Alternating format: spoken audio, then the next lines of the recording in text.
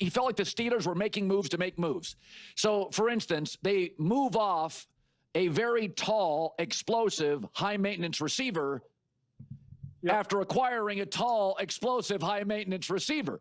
They move off an expensive safety who's past his prime slightly, and then they go acquire Jalen Ramsey, who's expensive, from the secondary, past his prime slightly.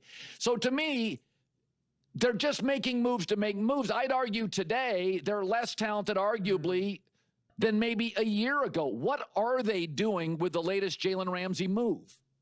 So here's what I think it is, Colin. Just from a global standpoint, they got to the end of the year last year, and obviously they've got this incredible record with Mike Tomlin of being plus 500 over the last 17 years running. And it just hasn't equaled playoff success over the last 7 or 8 years. So you're knocking on this glass ceiling, and how do you break through? And I think that's really why they decided to hit reset at quarterback. They would have had Justin Fields back over Russell Wilson, but they decided we're going to take a bigger swing at that.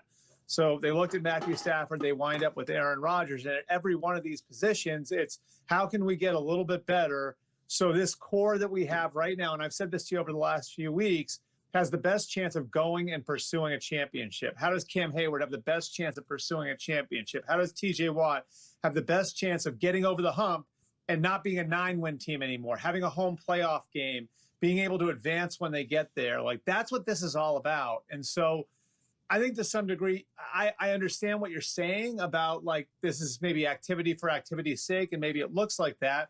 But they feel like Ramsey's a better player than Fitzpatrick. They feel like Metcalf's a better player than Pickens. And maybe those guys have less shelf life. Like, maybe those guys only have 2 or 3 years left rather than 5 or 6 years left.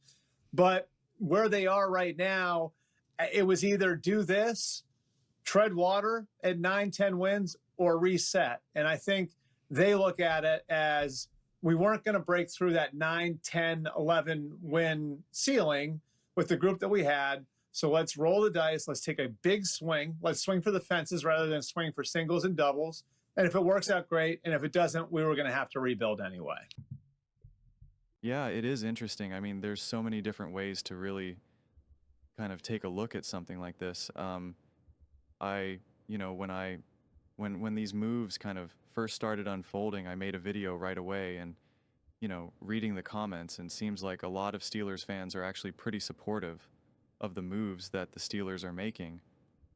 A couple people that I talked in the comment sections who are not necessarily Steelers fans, but obviously knowledgeable about football, people that I talk with in the comment section regularly, they were like skeptical of a move like this, especially with Jalen Ramsey.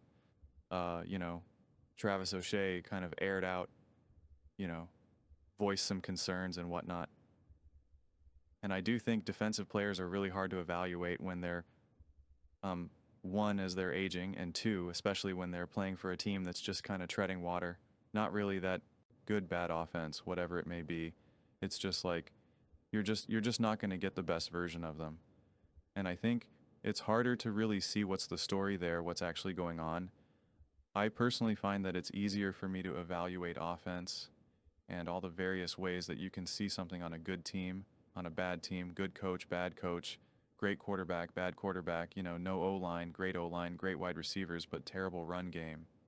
And it's just, I don't have that same level of confidence with the defense, but I don't feel, to me, it doesn't land like the Steelers are just making these moves just for the sake of making moves. I think it's pretty calculated. I actually really do. And I think they are trying to incrementally get better.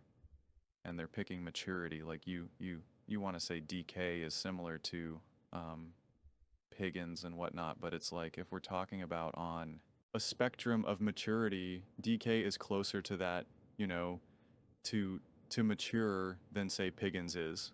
Okay, like I do believe that. And someone like DK Metcalf, like his level of maturity, and to be clear, I'm not necessarily calling him mature, but his level of maturity and his level of maturity of his understanding of the game at this point being a few years older, him and Aaron Rodgers can legitimately work. Like, Aaron does need someone who fundamentally deeply understands the game of football, who's going to put in the work, and no one could argue that DK is not willing to put in It's just not. And I think if you put someone like a DK Metcalf in a good culture and a team that then also gives him a little bit of freedom and flexibility, which Mike Tomlin famously does. And if Aaron Rodgers just has even a semblance of who he was, well, then this team can win a lot of games. They can. And I do think that this defense can be elevated even if you just incrementally just a little bit get better. The age is the concerning thing. The average age is 32 years old. I don't know if it's for the whole roster or just the moves they made. Average age, or yeah, I don't know if it's just among all of those players, I guess. Probably that pro, that makes more sense than the roster as a whole. But I mean, I feel more optimistic about having Aaron Rodgers and DK, especially just those two guys, but also that, we can make fun of Darius Saleh. Go ask the Philadelphia Eagles how important he was. The answer is incredibly important, and he was an amazing leader for that team as well. And really helped with the young guys. Literally called their draft picks, Mitchell and oh my God, Cooper Dean, like his sons, right? Like he had like a legitimate, I mean, like it was jokingly and tongue in cheek, but like he played a great mentor role and was, just nothing but endless respect. And so having someone like that now in your locker room on defense will be really beneficial. But I feel so much more optimistic having Aaron Rodgers and DK Metcalf on on the offense than saying, well, hey, let's run it back with Justin Fields and George Pickens, Russell Wilson and George Pickens. I'm just, that's not going to move the needle for me because I saw that. I saw exactly what that looked like. And originally I thought, would Aaron Rodgers move the needle for me?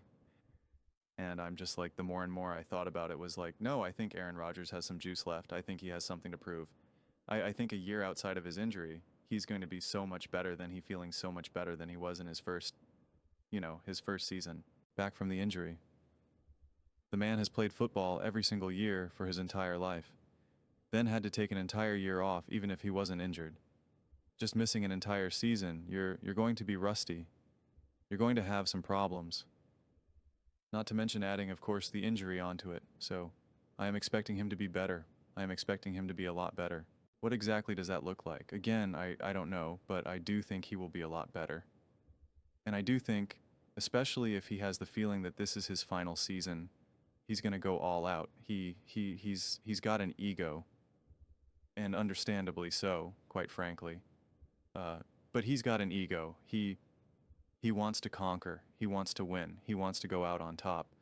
And it feels like the Steelers are trying to make some moves. I understand these aren't like the biggest, flashiest moves because, you could see them trying to make a move for it's these guys are still kind of older too, but like Adbo DeAndre Hopkins, they could have been more aggressive in their pursuit of I guess maybe Stafford or Sam Darnold to get younger for if you're going with Sam, maybe a move for Geno Smith. Like there were technically moves to be made. They could have pulled the flyer for Shader Sanders even, which I know a lot of Steelers fans were kind of confused by that. Like, wait a second, if he was available, I could understand you not drafting him in the first round, but like, what about the third, the fourth, the fifth, or, whenever he finally officially went, and so, yeah, I don't think these are terrible moves. I really don't. I really, really don't.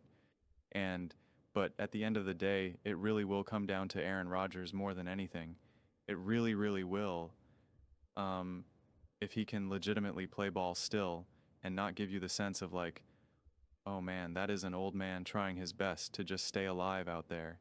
If you feel like you're watching Aaron Rodgers out there balling, playing high quality ball, not prime, not MVP, but just still doing his thing, I don't see why this team wouldn't have a lot of success, honestly. I really don't. But those are just my thoughts. I'd absolutely love to hear yours. What do you guys all think about the Pittsburgh Steelers? Are you on Colin's side where they're essentially getting worse? Or are you on Albert Brerier's side where, he's kind of saying this team is actually getting better and they're getting incrementally better and they believe that this is their best chance to actually get over the hump? Let me know in the comments below. I read every single comment. So whether you agree with me or disagree with me, Either way, let's get in some discussions. Let's get in some fights. But ultimately, let's just have some fun. And please do consider subscribing. We are building an amazing community here, and absolutely love to see you part of it. I want to build something that we all generally feel connected to, something that we're really excited to be part of. I think we're on our way to doing it. Please don't forget to give this video a thumbs up, as it really does help with visibility and the algorithm. Thank you so much. See you next time.